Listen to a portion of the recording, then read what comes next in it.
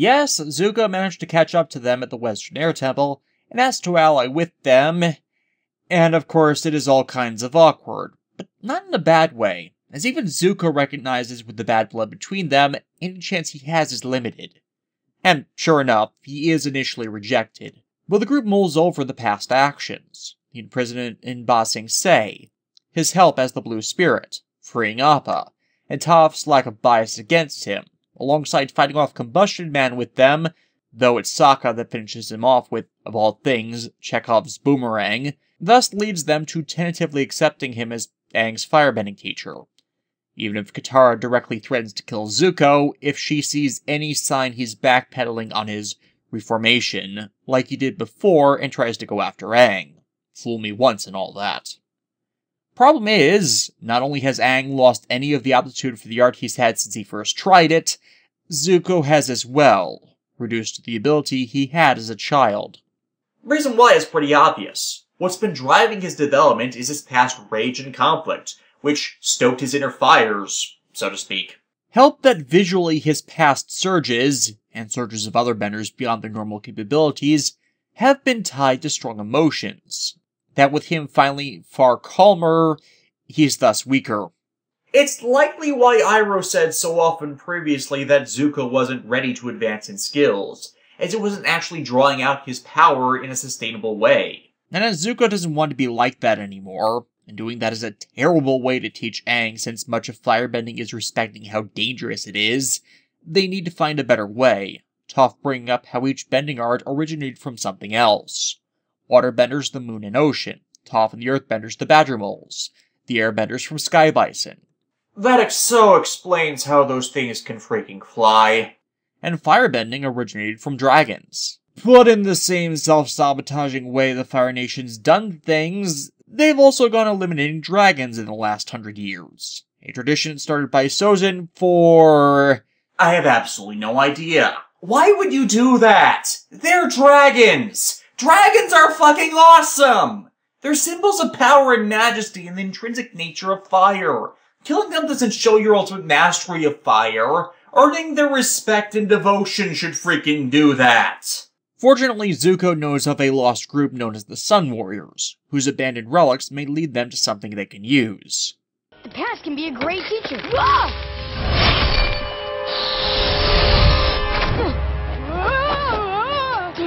Zuko, I think the past is trying to kill me. Only to find that not only are the Sun Warriors still alive, just in hiding from the greater nation, but the dragons are as well, having abandoned the rest of the country in objection to the war.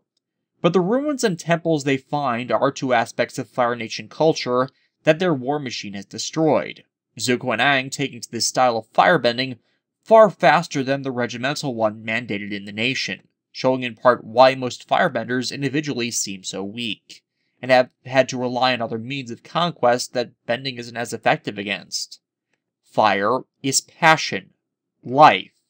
It need not be solely used for destruction, and by earning the dragon's favor, their ability to bend the element is brought to its full potential. But Sokka still has Suki on his mind, and as Zuko tries to bond with the group a bit, Sokka asks about where she and their other allies may have been imprisoned, and he tells them of the Boiling Rock, an island prison in the middle of a lake of boiling water on top of a volcano. Sokka tries to steal away in the night, only for Zuko to confront him, and eventually agree to assist him and serve as their bonding opportunity. My first girlfriend turned into the moon. That's rough, buddy. I just laugh every time I hear that line. Their balloon crashes due to the heat pressure equalization removing their lift, and the pair end up playing things by ear, mostly because Sokka is sick of making plans that keep failing. They manage to infiltrate as guards, experiencing the cruelty of the facility, as expected, where they end up overstaying their welcome. Sokka becomes frustrated in learning that Hakoda and their other forces aren't there, but Suki is, calling back to when they re-met last season. But with every up is a down, Zuko being captured and imprisoned as well. Suki not happy to see him. Yeah, you kind of burned down my village. Oh, sorry about that. Sokka gets an escape plan together utilizing one of the cell types that's insulated as a potential boat, But it goes badly, and they're found out. It only being because Sokka was convinced to stay and see the results of a new prisoner shipment that he isn't found out, and Hakoda arrives. So now they need a new escape plan, Sokka collaborating with Hakoda to get one, but Azula's team has arrived to complicate matters further, and one of their former collaborators gives them up to the Warden. And you can probably see the problem with this two-parter. It's just one thing after another that goes wrong and makes the resultant escape more difficult, and most of such is not to serve the story, but to kill time. The insulated cell plan could have not worked, Hakoda could have been there originally or not shown up at all, so with some tighter editing and some of this cut down, this could have been one episode. Hell, the only part I like from the first plan failing is the confrontation between Mai and Zuko that results from it, and her actually expressing the hurt of such a betrayal to him. The new plan is start a riot, grab the Warden, and escape on the gondola. A far more direct plan that actually works, for the most part, at least until Azula's team gets involved, which allows the Warden to remove his bindings and order the guards to kill them all.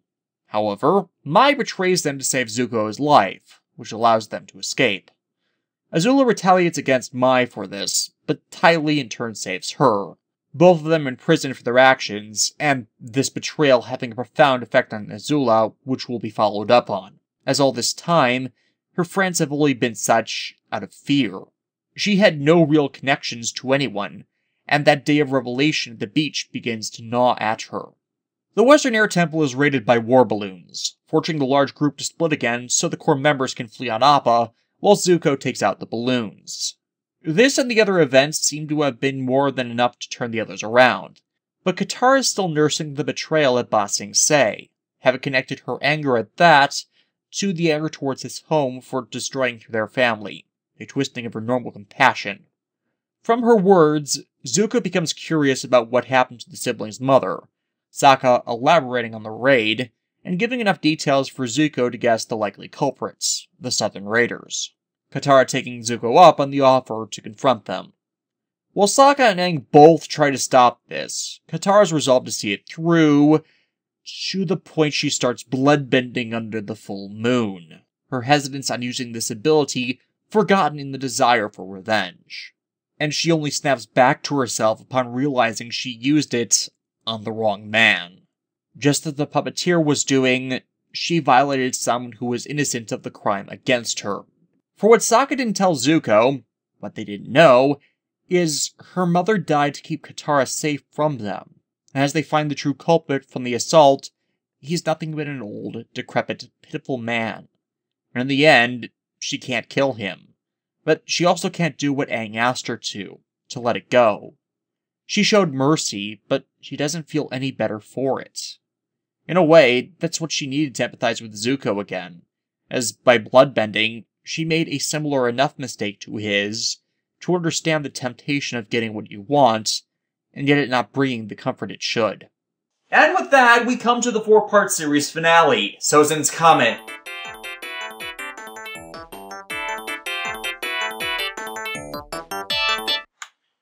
Hello? No, I didn't forget about the Ember Island players. I don't like the Ember Island players. And I can say why pretty easily. I don't find it funny.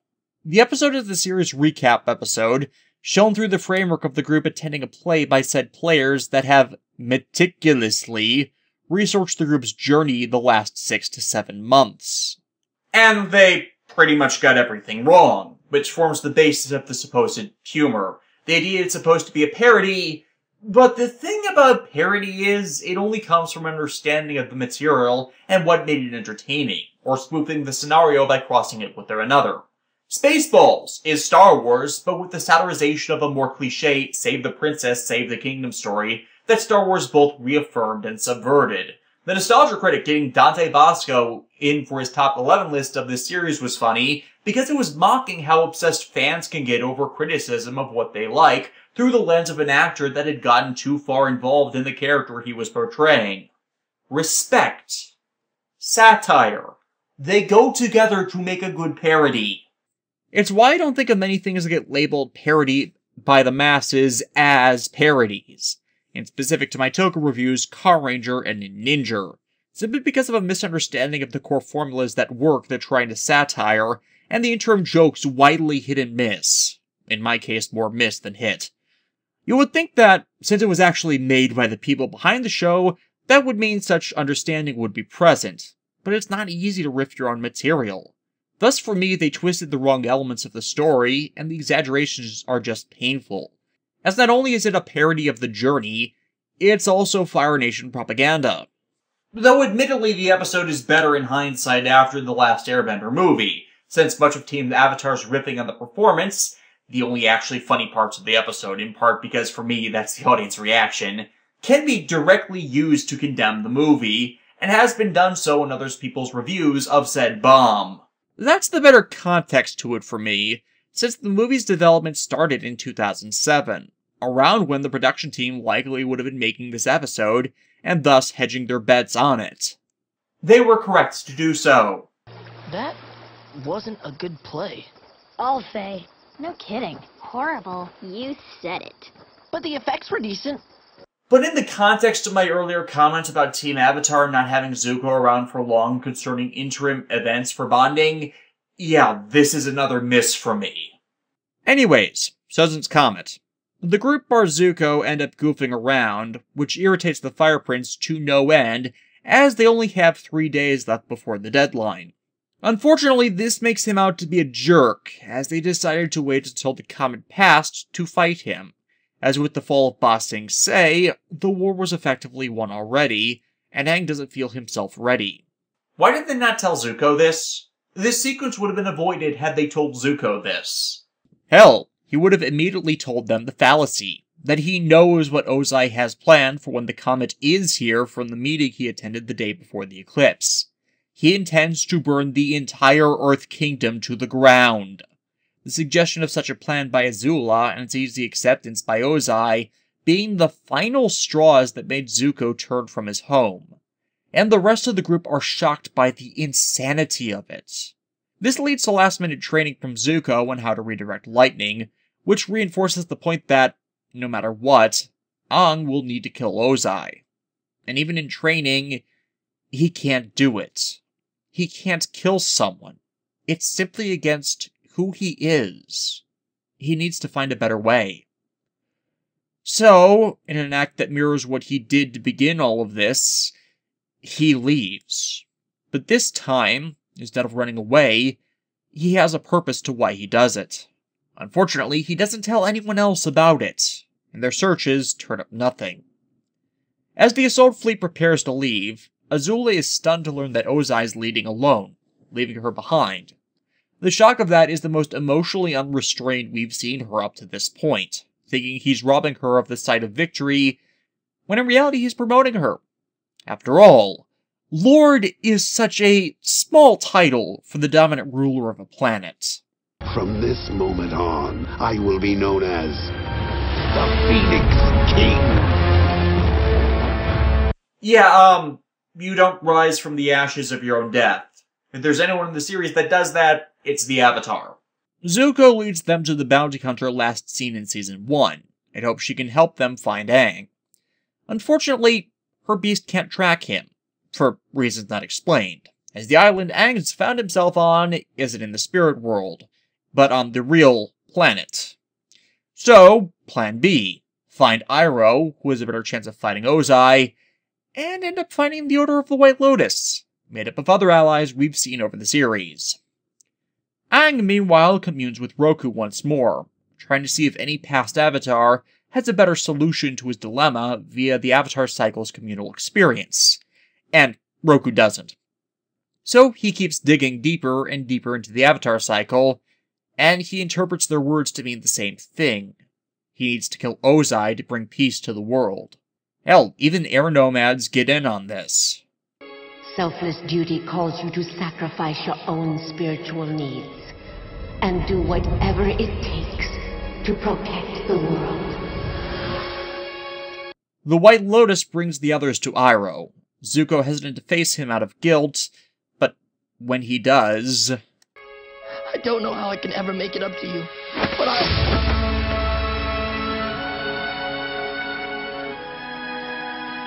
This is an excellent moment concluding the complicated relationship the two have, and I just love seeing it. Not only in contrast to how they started the series, but to how Zuko has changed, and the pride Iroh has in how he's grown all on his own into a good man. Unfortunately, Iroh refuses. It doesn't matter what the context is. To the world at large, it'd just be a power play, and the Fire Nation would still be the simmering enemy. Aang needs to do it as a symbolic showcasing to everyone that this is where it stops. He also won't take the throne, leaving that to Zuko. For, as someone who struggled to do the right thing, others would understand that. Besides, he'll be too busy freeing Ba Sing Se. So the team splits up again. Zuko and Katara to stage another coup against Azula, with Sokka, Suki, and Toph plotting to destroy the airship base. The moving island Aang's found himself on all this time is revealed to be... Gamera! Friend to all children! And with its nuclear fire breath, it's no wonder its native lands rest in the Fire Nation. This is the being they called out to Aang, a fire turtle, a immense spiritual beast that we actually saw foreshadowed back in the library in the middle of Season 2. A lot of people call this event Deus Ex Machina, but they actually set this up. For Aang asks the great beast, which has lived for centuries, for any advice it may bear, and it's just what he needed. For while cryptic, it's given him an understanding that isn't intrinsic to being the Avatar. It's intrinsic of being a good person, and staying a good person. Something that can only be born of a purity of soul, mind, and heart. The comet finally arrives, Ozai's fleet setting out for... Wahoo! Total world domination! 15, 14, 13. Unfortunately, he left his nation in the control of someone completely crazy, and has no allies left. That betrayal of Mai and Ty Lee, the only ones that ever put up with her, have had long-lasting repercussions, and now she doesn't trust anyone nor anything, as the fear she's cultivated to control them has proven itself not enough to ensure her dominion, so begins banishing her subjects who cross her for the most frivolous of reasons in her paranoia. She's the ruler, could have everything she could want, but she's alone. Sokka, Suki, and Toph make it on board the fleet as it takes off, too late to sink them on the ground with Toph's earthbending, so they need to go about it the hard way, commandeering one of them, and going after Ozai. Iroh leads his forces on Ba Sing Se, the boost in power allowing him to instantly break down the walls, the combined forces still outdoing the poorly trained firebenders with their own greater mastery. Ozai's ship reaches within range of the comet's power, as well as Aang, who begins his counterattack and confrontation by destroying Ozai's ships, leaving the rest for Sokka's group to deal with. And he does so by using their commandeered airship to slam into all of the others, rupturing their air tanks and sending them falling to the ground. Azula is confronted just as she's about to be crowned, and in her madness suggests an honor duel between the siblings to settle things, as despite his masteries, Aang is still forced back by Ozai's sheer power. By chance he captures and redirects a lightning blast from him, but what could have been a killing counterattack he just can't go through with, faltering in the battle. A similar exchange occurs in the dead-even battle of the Fire Siblings, Zuko goading her into it, but instead of him, Katara is chosen as the attack target, forcing his redirect to leave him severely injured. But as Ozai pours on the heat, the force of his attack sends Aang careening into a pillar, and we get the true Deus Ex Machina of this battle, as the pillar impacts his injury from Ba Sing Se, and bursts open the blocked chakra. Come on out, little boy. You're about to be... Hello, Ozai. I would like to introduce to you the Avatar State. Also known as, you pissed off the guy that can kick Kuga Ultimate's ass. Have fun now! And while the fight was before one of Aang barely holding on and looking for an opening, such is now completely reversed. And the true Avatar State is as magnificent, as powerful, and as horrifying as it could be imagined. The full realization of it more than justifying both the respect and the fear held for it. The essence of bending made flesh.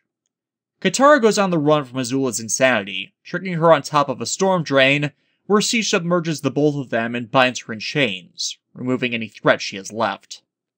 And with all the battles concluding, and Ozai helpless against the power of the Avatar state, he too is beaten down and restrained. But as the cumulative will of the Avatars demands his death as the cost of Balance's restoration, Aang shows that, yes, in the end, he took Bumi's path of the wacky Mad King, and found a way better than the direct path to his goal. Energy bending, taught to him by the Lion Turtle, is an art lost to the world since before benders emerged, but can corrupt the user if they are not pure. And with it, Ozai is rendered powerless to ever threaten the world again. The Fire Nation has lost, and Balance is on its way back to being restored, but it will be a long journey before things are put right again. A journey that starts with the series epilogue. Zuko, having made up with Mai, is set to be crowned Fire Lord. The cast of the series assembled in the courtyard for the ceremony, where he pledges to make reparations for his nation's crimes. Ty Lee ends up joining the Kyoshi warriors. Aang has accepted his role as the Avatar and cheered to by his people. However, there is still as of yet unfinished business. Zuko asking Ozai for the location of his mother. A plot thread left hanging for the comics. But the series proper wraps in Iroh's tea shop of retirement, with the core cast finally having the opportunity to relax. Katara and Aang ending the series with a kiss that makes clear... oh hell yes, they are getting together. Avatar The Last Airbender is an excellent series. There is no doubting that. I hadn't seen the series in years, but as I was going back through episodes, I was amazed at how much I remembered of it. While it falters and has what I think are bad episodes here and there, it still moves with direction for its endgame, and ends up really endearing when reflecting upon it. While I talk about a lot of serialized series in my Toga reviews, it's still obvious while they have a plan, they don't always know how to get to it. But Avatar did from the starting episodes, and its payoffs are all we could have expected and more, touching on elements of their characters we see established, but don't always expect to be followed up on so well. The world feels vibrant and established, and yet still has room to grow, that it's little wonder they did the comics and the sequel series Korra, as there are still tales to tell in this land. Everyone gives a brilliant performance, too, undoubtedly something to be credited to Andrea Romano, one of the best voice directors in the industry, and the vocal cast that all have immense experience behind the mic. So if the series is so great, and I have no significant problems with it, then why am I not really a fan? Honestly, there's nothing that got me really invested in being an active participant in its fandom. There's depth and complexity, but nothing that really hooked my interest to keep coming back to it again and again. It had its story, it completed its story, concluded the character arcs for everyone so well that I was for the most part content with it. Didn't see the need to continue with it. Plus, I'm part of so many other fandoms, well, I can't be enthusiastic about everything. Not my style. I have my niche. But that doesn't stop me from recommending the series. I skipped over a lot in here. Far more than I do in my regular reviews that show nuances, subtlety, comedy, character and situational dynamics that, if I was doing things how I normally did, I could literally go episode by episode all year, and I think people have waited long enough for me to finally get to Ultra Antigua and my other Patreon projects. The complete series is available in multiple forms, so it's not that hard to find at all. I got my copies from a local half-priced books. And I really doubt you'll regret seeing it if you have not already. The movie, on the other hand... Yeah, I alluded to this several times, but sometime in the next year I will be giving my 2 cents on the travesty that is the Shyamalamalan film adaptation. It might be my Christmas episode at the end of the year. I'm considering making the worst thing I review in a year fall around there anyways. We'll see. In the meantime, though... Again? Damn it, always when I'm doing something. Hello? No, I haven't forgotten to pack that for MagFest. Dude, I have a list. Relax. We are going to have the best weekend ever. One moment. This is Shinta saying critical analysis doesn't stop party night! See ya.